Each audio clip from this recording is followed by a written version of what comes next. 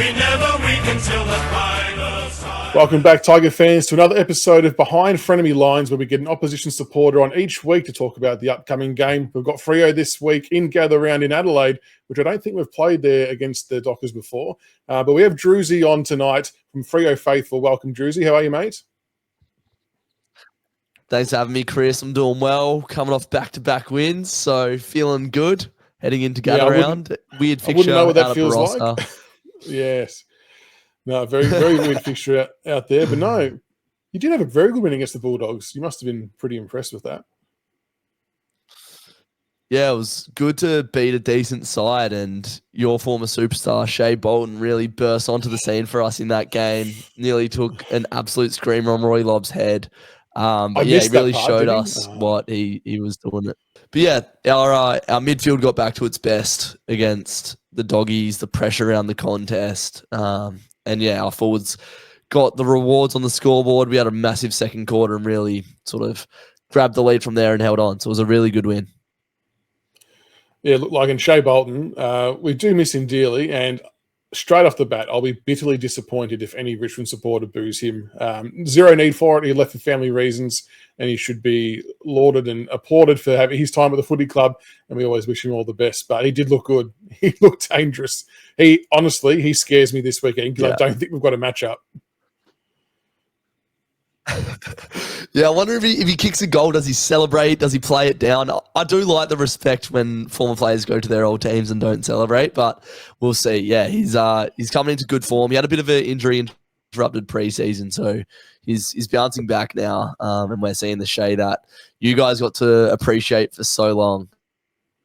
Were you happy with the trade? He's already in his prime, but yeah, he's the exact player that we needed. Yeah, I think so. Because we ended up getting Murphy Reid out of that deal as well. It came across as 3 first-rounders for Shea Bolton, but we got one of yours back just later down the line, which ended up being pick 17. So effectively, we've got Murphy Reid and Shea Bolton, who are our 2 best half-forwards at the moment. So happy days on both sides, I think.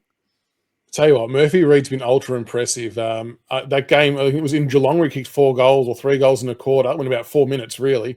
He's taken to the game really well. He's been super impressive. Yeah, 100%. That game was good in a patch, but the last sort of 3 weeks, he has every time he gets the ball, it turns to gold. The decision making. I've started hearing comparisons to Toby Green, which he doesn't look like a Toby Green, but his toughness and his ability to beat opponents one-on-one, yeah, keep an eye out for this kid. It's him and Lawler for the rising star at the moment. How are your young crop going? They're going right. Sammy had a good game last week. I think it was 24 disposals, 2 goals. Luke Traynor was about 17 or 18 disposals. He looks very comfortable at AFL level, which is pleasing. I think selfishly, Richmond supporters would love to see Lawler get a lot more centre bounce attendances, but there's obviously a progressional thing for that because he hasn't had a full footy preseason before, so they don't want to burn him out. But his kicking skills are just unbelievably good, as you would expect from a number 1 pick, obviously. But yeah, he's good, and we've still got a few more coming through in the VFL as well. Smiley just had his first VFL hit out on the weekend. He got through, I think, about a half, and then they took him off. He had about 10 or 12 touches. I think he went at 100% efficiency as well. So he might still be a week or 2 away potentially. But yeah, he was looking good too. What about the others, like your Hottons, those? Who else? You got 8 first-round draft picks. I can't even remember them all, but are they playing in the VFL? Are some of them injured? Do you expect to see them in soon? The only one that's injured is Taj Hottons. He did his ACL, I think it was maybe round 3 for Sandringham Dragons in the draft year. And even Sam Lawler said that if it wasn't for injury, that Taj could have gone number 1 or 2. That's how talented he is. And so he'll be back about May or June, roughly, in the VFL. The other guys, Jasper Elgar, who we took really late, had a pretty good 3 or 4 weeks in the VFL. Jonty Fall was one of our first key forward that we took. He come back from back injuries, and he's had about 2 or 3 games. Loves to smash packs. It's going to be really fun watching him at AFL level, just crashing into blokes. And Tom Sims, he's been playing VFL from the start, and he could be the one that sneaks up the order to get a game next because he can ruck and play forward as well. It depends on matchups. And funnily enough, this game could have been one of those games had Luke Jackson not been injured, and if potentially Sean Darcy come in, if he had two proper rucks, I think it might have maybe forced our hand a little bit. Yeah, that's fortunate for you guys that Luke Jackson's out, because the form he's been in has been ridiculous. Like, he just gets better every week. I'm in awe of like the player that he is. So athletic. He does things that a ruckman shouldn't be able to do. So good at ground level, covers the ground so well, so mobile. So without him, that's probably the biggest point of contention now, because Toby Nankervis has been one of the best rucks over the past 5, 6, 7 years, whatever it is. A really experienced ruck that's still in his prime. Do you think Nankervis is going to be like a key pillar for you guys on Sunday? Yeah, it's interesting. I think it depends on who comes in. Is Sean Darcy fully fit and coming in? I heard he played in the waffle, but I don't know if he got through okay, if he's fully fit or what's his status. Yeah, I feel like they're sort of hesitant to put him straight back in, like, because he's been in and out for so long. I don't think we just want to chuck him back in if he's like even that slight bit underdone. We sort of want to bring him back in at 100%. And I feel like, with no disrespect, and I don't think this is going to be an easy game by any means, but I feel like a lower side on the ladder, like Richmond. No disrespect, I've always loved the Tigers, but I feel like that might be one where they go, they might go Liam Reedy. Like, I think he was a Richmond VFL ruck, actually. Okay. Might give him a game to I don't know, give Darcy a bit more time. But I think I don't think that's disrespectful. I think Liam Reedy was a Richmond ruckman. I could be wrong there. Like, if you look at your midfield and how experienced and how good they are, if I'm Fremantle, I'm backing my midfield in to outspread and outrun our midfield. And what we've found lately is a lot of opposition midfields are sharking the taps from Nank anyway.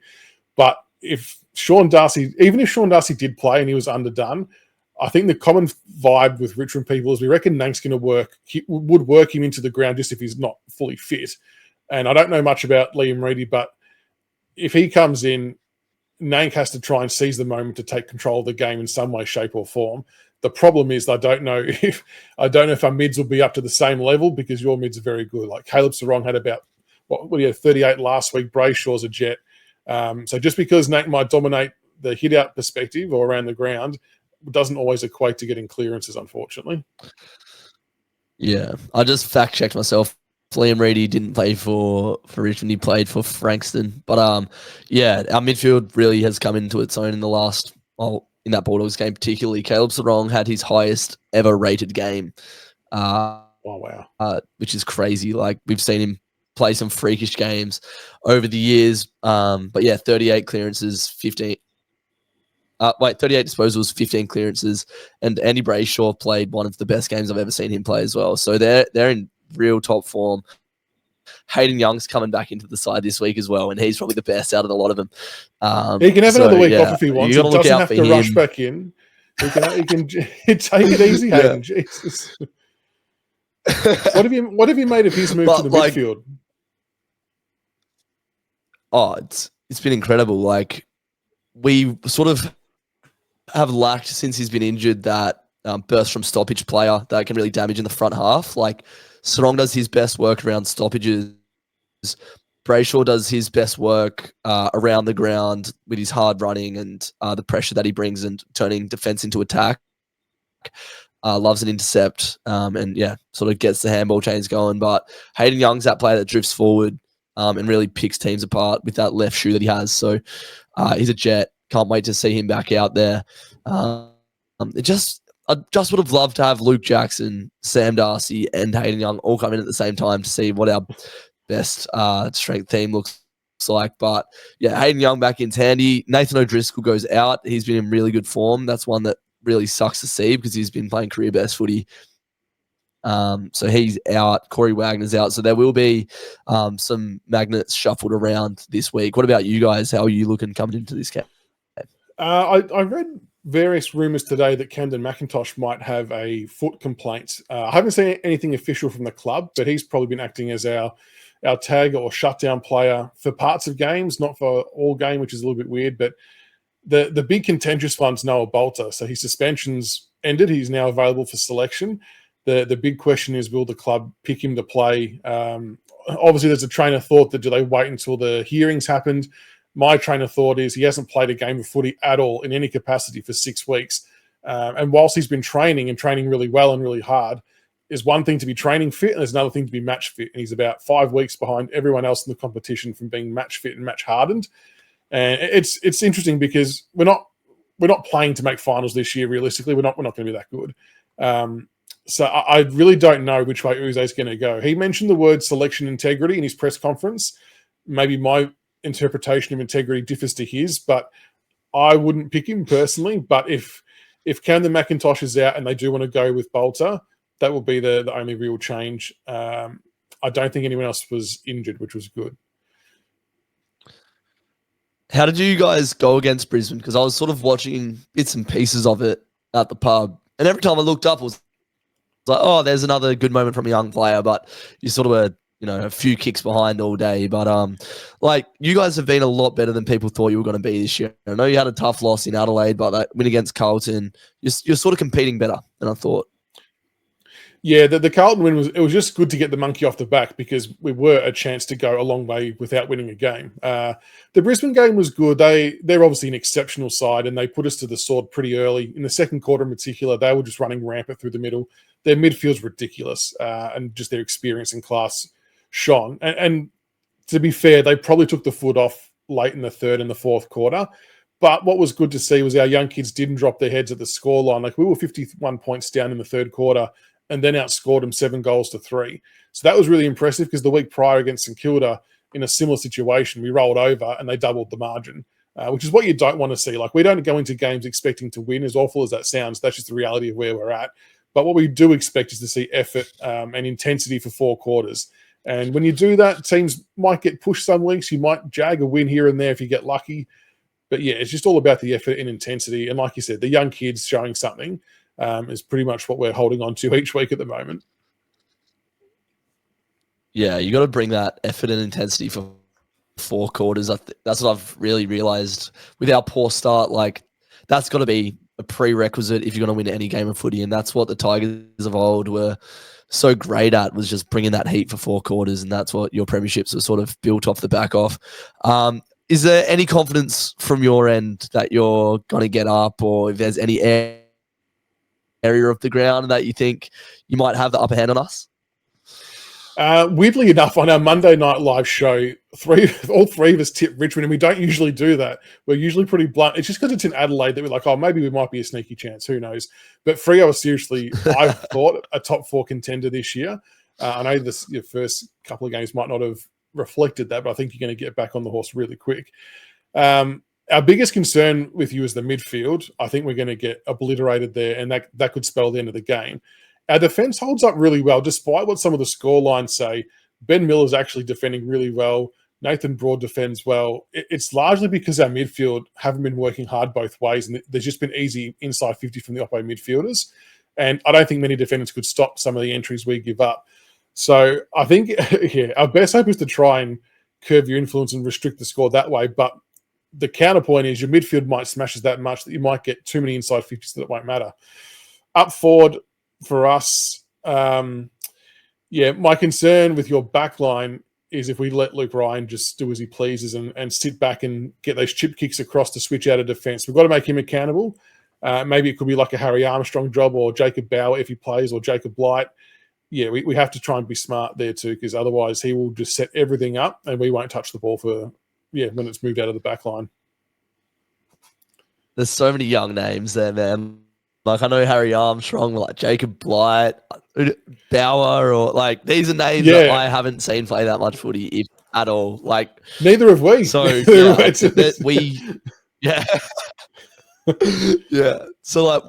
there's we're sort of maturing now. We're still a young side ourselves, but we're probably 4 years ahead of where you guys are in terms of the rebuild. Yeah. So Heath Chapman off halfback as well does a pretty similar role to Luke Ryan with the ball in hand when he gets in those areas. Geordie Clark can do the same. So I think we're going to have too many angles of attack, whether it's off halfback, whether it's just straight out of the middle, and you've got to contain Josh straight Tracy, and I don't know if you guys have that. And if you contain Josh Tracy, can you contain Paddy Moss? Can you contain Jai Amos? I think, and then not even mentioning your man Shea Bolton and young Murphy Reid, who are in great form. So I think there's going to be headaches all over the field for you, and I think we get a somewhat comfortable. A comfortable win would be nice. A little 40-point job would be lovely. I don't think it's that far of a stretch to think that. I mean, looking at the matchups, I think we might go okay on Tracy if we can team defend well enough. But like I said before, I really don't know who we would send to Bolton when he goes forward or when he's in the midfield. I had written down Nick Vlosten. I'm not fully sold on that myself just because of the speed factor. Bolton's got obviously a crazy amount of speed. Broad's too, without being disrespectful to Broad, he's too old. The Broad of 3 years ago could have maybe done the job. Can't do it now, I don't think. Luke Trainers would be a wonderful learning experience for him. He'll have the size, but I'm not sure, again, the speed. Jaden Short, I'm not sure if he's accountable enough. So, yeah, I'm glad that I've got Shea Bolton in my Supercoach draft team. Let's put it that way. Are you still going to tip Richmond? No, the more I look at the matchups and think about it, like I think we'll hang tough for a half. It would take an extraordinary set of circumstances, like with Jackson out. If Darcy doesn't play, it would take Nankervis to have the game of a lifetime, and for our midfielders to be on the same page as him for 4 quarters to be any type of chance. But I just think Fremantle have got far too much talent on all parts of the ground that are, you guys are already past that 50, 60, 70 game mark with a lot of your youngsters. So they're really entrenched in the AFL system, and they're at a whole new level. And like I said, I've felt that Freo will be a top 4 team if they can get it to collectively click, especially with the addition of Bolton. So yeah, I think I'll expect us to stick tough for a half, but I do think Freo will get the chocolates at the end of the day. Yeah, no, I'm looking forward to it. We got Melbourne the week after, so hopefully start banking the wins. But we're not taking this lightly. Like Richmond have shown the ability to compete at parts of every game that you've played this year. Even in that St Kilda game, I thought you guys played pretty well in the first half before it got blown out. And yeah, you're showing signs. So like this AFL competition is as close as ever. We're definitely not taking it lightly, but yeah, we're at the point where we need to start banking 4 points. And I hope Josh Tracy's licking his lips, thinking he's going to kick 5. And like similar to Brisbane Lions, from a Fremantle perspective, this just needs to be a workman-like performance, right? Like you guys know that you're a good side, and you're going to probably be finals bound, and we're at the complete opposite end of the football cycle. So we'll have a crack though. We'll try and make life difficult, but I just think it's just one of those matter of time things. Like whether it's this 3rd quarter, 4th quarter, whatever it is, you just keep it at arm's reach. Yeah, as long as we see some positivity, some young kids doing some good things. Seth Campbell maybe bob up and kick another couple of goals. That'd be handy as well. But just beautiful. Bolton, go easy on us, please. Go easy on us.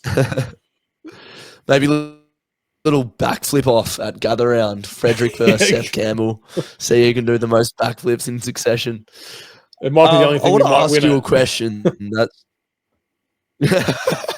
I don't know. Frederick's pretty good at backflips. Is he? As a club that has not had premiership success, I just wanted to ask you, how has the 3 premierships changed not only your club but your life as a Richmond supporter? It was really unexpected 2017. I mean, Adelaide were by far and away the best team all year in home and away anyway. They were smashing teams by 50 points after half time. So to win that was just I truthfully never thought I would see a Richmond grand final appearance, let alone a win in my lifetime.